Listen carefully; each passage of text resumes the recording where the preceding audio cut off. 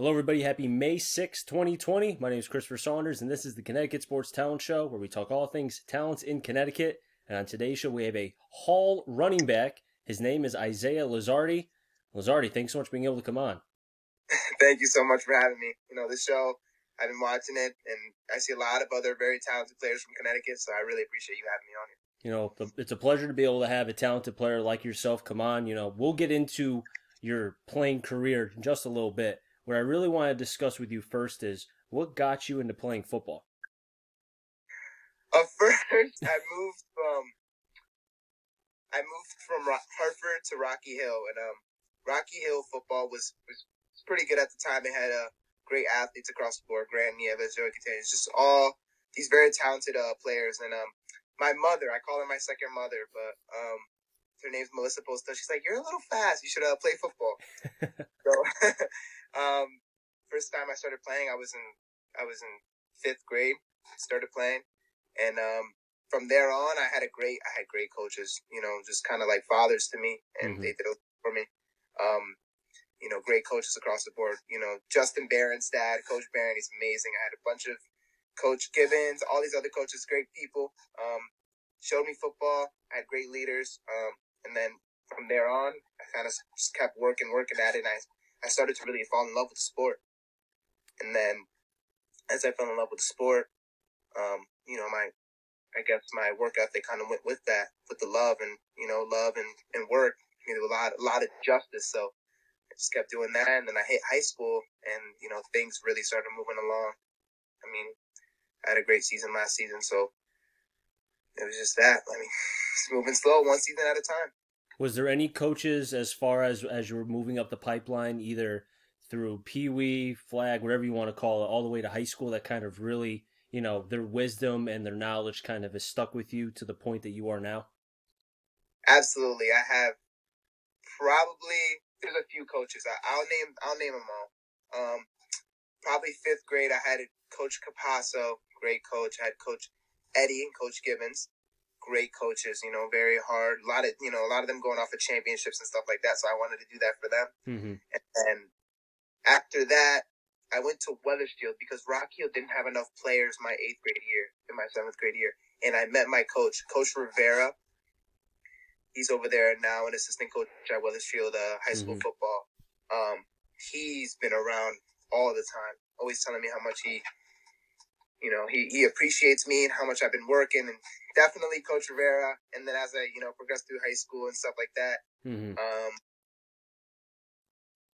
my coaches now pretty much just put a really big keystone in my heart. So Coach Rob, and then, Coach McConnell's all the coaches at the Hall staff right now are amazing. And one more we'll mention, probably Coach Barron as well. He believed in me all the time. Now his son's going over there to Syracuse. Imagine that. And he always believed in me. He's always keeping it updated with me. And definitely those six. You mentioned Weathersfield. Now, I've heard you mention 3 different places. You mentioned Hartford, you mentioned Rocky Hill, and Weathersfield. And this is all in a very young life that you've had. Has it been, and I feel like in some ways, being able to get outside your comfort zone and outside a particular town isn't a bad thing, because it helps you kind of understand what else is around the state of Connecticut. Do you feel like that's probably a good thing for you to be able to see the other towns? Absolutely. I mean, just moving from Hartford to Rocky Hill, seeing how high of a standard they put their education. Unfortunately, I live in Hartford. I mean, it's not unfortunate, but just you want to grow up in the right environment. And early on, I grew up in Hartford, and it was tough. Being surrounded by a lot of kids that weren't really taught the right way to focus on their academics and sports and stuff like that. It was there's a lot of other drama going on, a lot of other things surrounding them, kind of clouding over them.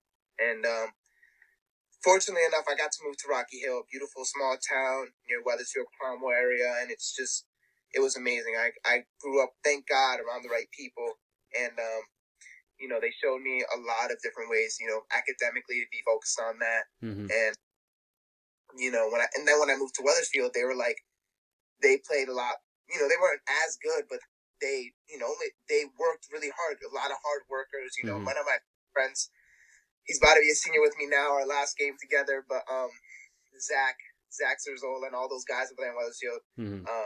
You know, just being with them, they kind of taught me a lot about how it is to work. And we had a great season my 8th grade year. But like, kind of like you said, like hopping from like town to town and stuff like that. Just those 3 towns, Mm-hmm. it was, for my mental self, like for my mental growth, it really helped me, develop myself and find truly what I am. And I thank Mm-hmm. God I exposed to that much when I was young, because now I feel like I would know where I want to be, or maybe it's not, a lot of kids might not have that idea yet. But it's been, those towns and those people that I've grown up with, they definitely developed me and created me, for sure. The mental side is always a big part when it comes to sports. The physical side is another. Not every player has the physical attributes. I mean, man, you straight out ball. Let me tell you. I mean, what I've been able to watch, and I've only watched a couple videos of you as far on Huddle, but I mean, the proof is in the pudding. Over 1,000 yards, 14 TDs. And then you've also caught in the backfield as well. Being able to show that on film, I would think would make you attractable to a lot of schools because, especially as you know, I'm sure you're an NFL guy and college guy too. Running backs are not just guys who you give the ball to and watch them run. They have to catch in the backfield. They have to block. There's a multiple things that they have to do, and it seems like you do that as a running back. I mean, yeah, just because being able to do all that, getting exposed to all that, Mm-hmm. seeing, like you're talking about the running, like the NFL stuff, seeing these big time celebrities like Odell Beckham Jr. and stuff like that catch a ball, like you want to be able to be cool like that. So I think Mm-hmm. just being versatile as well, just for like the next level, is important. Being able to just kind of mentally get there, Mm-hmm. get hungry, and just really dig deep in, being that versatile running back, not just one-sided, not just a ball carrier, but, someone that can contribute to the pass game. Mm-hmm. And they need to sit down and block. If I got another running back behind me, everyone on the team knows that I'm putting my life into whoever I'm blocking, So I think it's important just to show everybody that, it's a lot of heart as well. It's not always just Mm-hmm. like stuff like that. It's a lot of heart. It's a lot of heart. Looking at the numbers too, specifically, a lot of athletes, some I've been able to broadcast and watch, some I just know, would look at that and then kind of rest on their laurels. Maybe not work as hard going into whatever the season it is, their junior, senior, it could be the next pro season, depending on what the sport is. So the question I have for you is, how do you motivate yourself knowing that you can get better? What motivates you to be great? I think definitely what motivates me to become better every day and just kind of work, it's just the fact of how much I've probably been through, and just kind of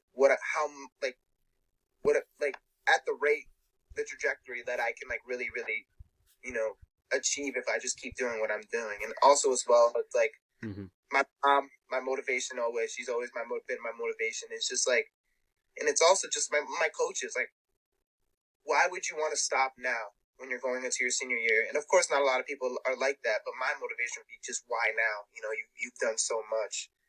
You've been pretty modest. You've been working and working and working. Why slow it down now? Mm-hmm. I think that's really important to me. I think that's just how it is. Just why now?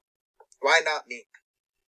That's really nice to hear, that, family and other aspects as you've grown, as you have grown up have really kind of left an imprint on you that you can carry with you even after your playing days. And I'm hoping that your playing days are not done until you're 10 years into the NFL. Seriously though, man. But, being able to have that, that carries you for the rest of your life. You can play football until, 30s, and if you're lucky, maybe into your late 30s. But the life experiences that you've had and what your family and others have done for you, your coaches, that carries on with you for the rest of your life. And for you to understand that and for you to see that, that's, you're basically like a old person in a young person's body. Seriously, in the best way to put it. Mama calls it an old soul. That's what she calls That's it. the word I was looking for. I couldn't think of it. Old person, old soul sounds a lot better than that. But, Lizardi, I really do appreciate you coming on. I have one more question for you before we get off. I want to ask you about what kind of offers are you getting? What kind of interest are you getting? And what is your dream as far as what school are you looking for exactly? Oh wow, that's a big question, but yeah, it's a really something that with my fortune, everything going so well, and I'm very grateful for it. But Mm-hmm. definitely the next step. And it's definitely the light out of all this corona and stuff like that. And I hope everyone's well. But Mm-hmm. for me myself, I've been getting just a little bit of attention. No offers yet, and that's totally fine. There's Are you no serious? yeah, no offers, no offers. You're kidding me. Like that's a shock. I'm shocked. I guess it's just part of my motivation. I don't know. Good. I Jeez, mean, that's shocking. yeah, no offers yet, but I've been getting a little bit of attention from, Mm-hmm. three schools, some NESCAC schools and Brown especially, Mm-hmm. the Ivy League.